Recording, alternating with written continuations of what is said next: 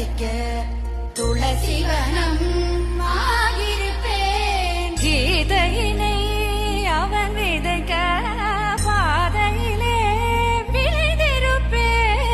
முனை நதி தீரத்திலே ராதையன காத்திருப்பேன். வெண்ணை திருடும் போவிரல் என்னை தழுவ ஆசையில் கண்ணம் நிழற மாணவன் இன்னல் புரிய நடந்தது கனவா நனவா மயக்கத்தில் கிடந்த நானே